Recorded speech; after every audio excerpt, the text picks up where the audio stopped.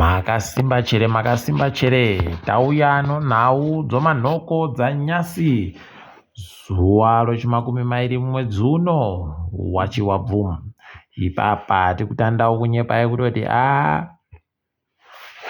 vanhu vanoziva zviri kuitika munyika medu vagovhunduka kutoti ko Samuel Habimana akagourayirwei agonzi akaurayiwa kumba kwache kuMainway Meadow nzvimbo yeWaterfalls muHarare. Paribagoziva kuti sei akaurayiwa, asi wari kureketa makwai wagonangidzira kaiko kunyika kwaakabvako kuti wakamutumira kuti aurayiwe. Anga ane makore 49 pachirungu.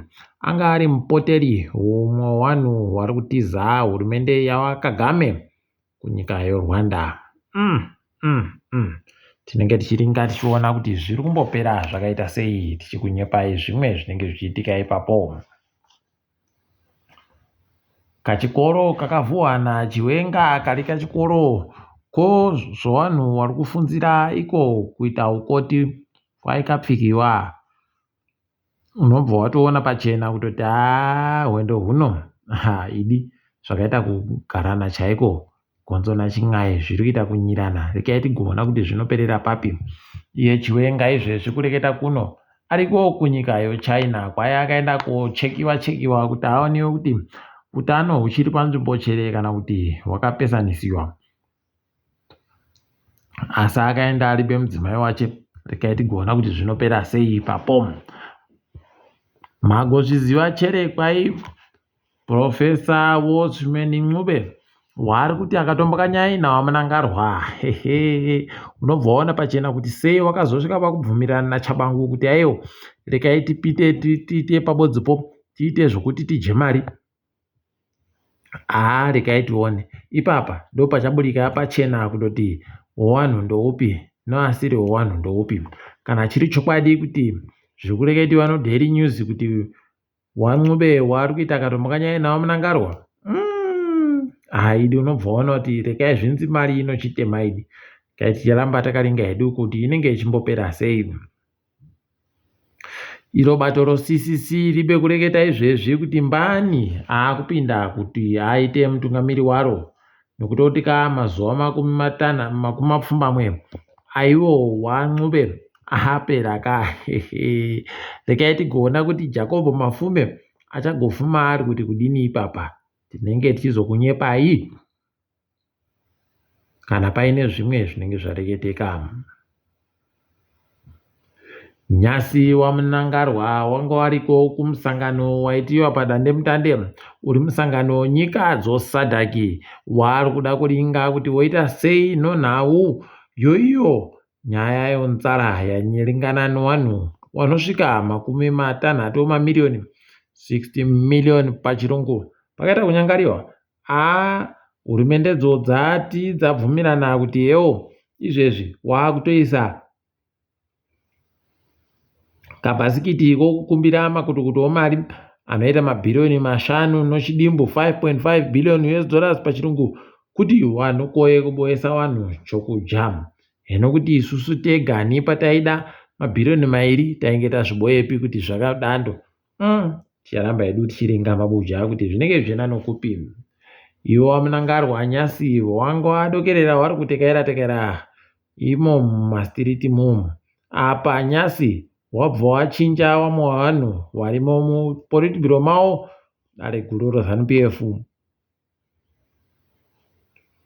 Kwai Mike Bima abisiwa Khomiza anofundzisa gwara romusangano akatsiviwa namunyaradzi Machacha. Kwai ipapa Chinamasa aisiwa kuno chokuita nozvomutemo. Jacob Mudenda akabva anzinga aite denda rozvokuringa nozvomari. Rekai tigoona kuti zvichapera zvakaita sei ipapa. Tinenge tichikunyepai. Iro dare guru rawamunangarwa ranyima kaiye Eunice Sandimoyo kuti aitiwe gamba ronyika. Unobva waona kuti njao nzvimbo iya kana tichizvireketa kuti njao idi takazvionera. Kudaro dzimhosva kwai ipapa Ignatius Chombo aiwa anyudziwa uyu kwai purazi rache rino mahekita anosvika zviuru zvitatu nozana ribodzi 3.1,000 hectares pachirungu, kwai rakuchekiwa kuti ridzike kukura kwaro. Tiri kuziva hedu kuti vari kuziwana vanhu vawo, kundotibata hawo ganda kusu, asi rekai tione kuti zvinombopera sei. Kumwe kunyadzisai kwatiri kuita, guta roRondon ragoburitsa ipapa kuti nyika dzomuAfrica kunyanya dzinozvikwereti kwariri dzakambomira sei. Inyaya yekuti kwai kana mukaseenzesa dzimotika dzakawandisa munopiwawo mari yechoupenzi yamunofanira kubhadhara. Kuno wabiyedua aiwa vari kuzvidaba zvokubhadhara mari yakutosvika miriyoni.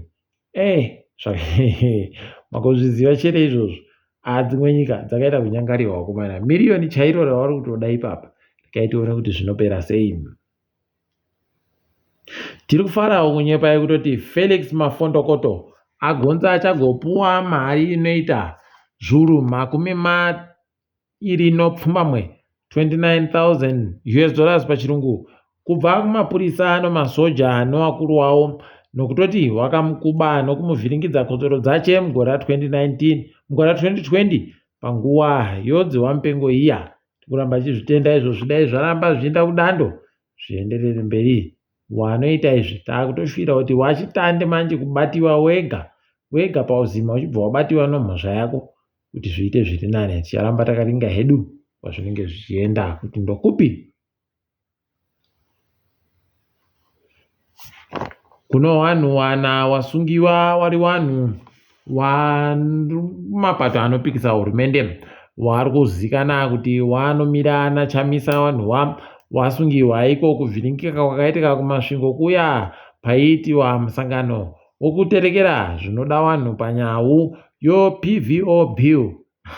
Mabuja pakaita kunyangara, wavhiringiwa ndo waakutosungiwa. Aigaroziwa idi wanochinja bamushobo yavo maitiro avo wanhu zani wavo. Asi rekai tigoramba hedu takaringa kwazvinenge zviperera kuti ndokupi. Kusaika kuri kuita mari ipapa mabuja, unobva waona kuti paribe chisvinu. Ipapa vanhu vari kuziva kuti woita sei. Mari yacho chaiyo iri kuboeka mazigi aripoba. Mayusa yacho ukati utsvake zvazvaita kunyangariwa. Rekai tione ipapa kuti zvichaburika zvakaita sei, tinenge tichizokunyepai.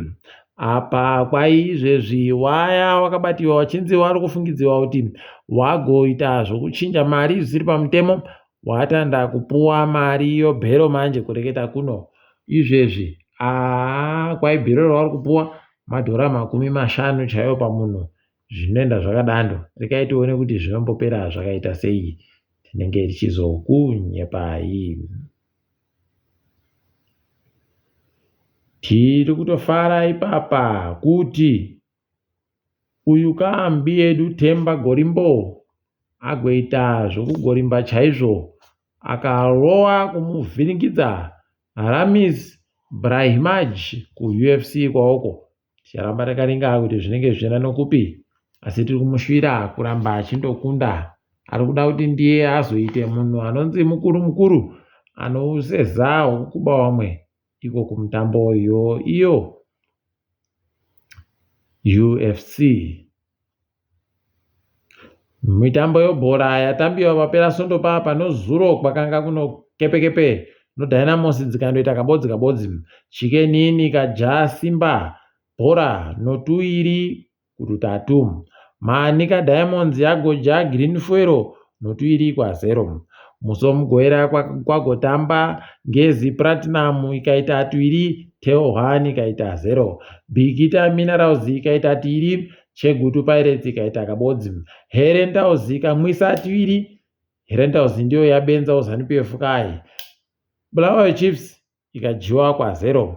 Arenero Movers yakatadza kumuvha ikajiwa noyata 2-0. FC Platinum yagokwapaidza chikwata choHwange kurova mabhora kwacha 3. Hwange ikadzorera wakabodzi kumatandanyadzi. Highlanders Boso yakabatiwa panodzimba nomagetsi okuZPC Karibam. Tione kuti zvinopera zvakaita sei nokuti wakaita kabodzi apa kwagoita kamvana goita kupemberera achinzi ndiyo wakanaka nowabiyache kwaiye anonzi Sakile Dube ndiye agoitiwa Miss Universe Zimbabwe wegore rino.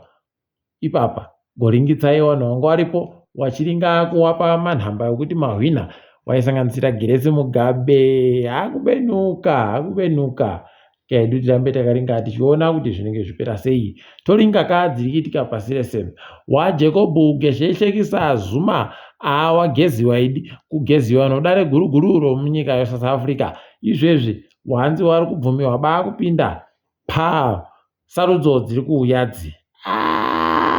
Pakanyangara apa izvezvi kana pakadando wotoziva kuti manyongori wamwe vanhu ndopo wakutanda kureketa kuti kwai akamboita mutongi mukuru Mogoeng ndiye munhu achapinda kutsiva waJacob Zuma. Heno ipapo rikaiti kuzviringa kuona kuti zvinopera sei. Iro bato rawaJacob Zuma ro MK rikuita kuvhiringidza vanhu chaiko nokuti rari wagoita iko kunzvimbo yoSoweto kuOrlando nobva waona kuti aidi zvakaita kuoma waZuma wanosimba nowanhu.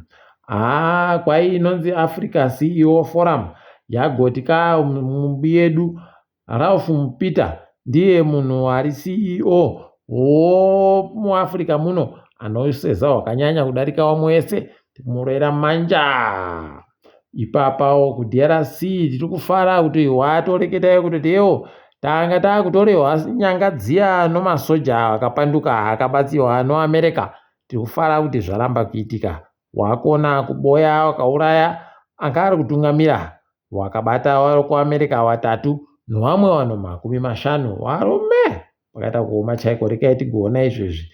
Apawo wazoburika pachena kuti kwai mutungamiri wenyika yoIran Ibrahim Raisi kwai apfa pachiribe pai idingazorore murugare. Iyo masoja ekuAmerica agopuwa nguva yekusvika zuva re15 mumwedzi wagunyana kuti waburike munyika Niger. Kaiti goringa kuti zvinenge zvipera sei. Makaiona Manchester City ichihwadzisa chikwata choArsenal nanyasi Arsenal inoporaba. Asi takatoti wakomanana nahasa yajiwa dai yagohwina. Nanyasi kunyangwe munhaumu mungadai mutongwa zviri zveArsenal basi. Asi tiri kutenda kuti kuno runyararo rwebhora ndizvo zvinizvi. Kaiti daro mabuja tiboya nezuva ramangwana. Ndini wenyu Mhanduwe Onhau.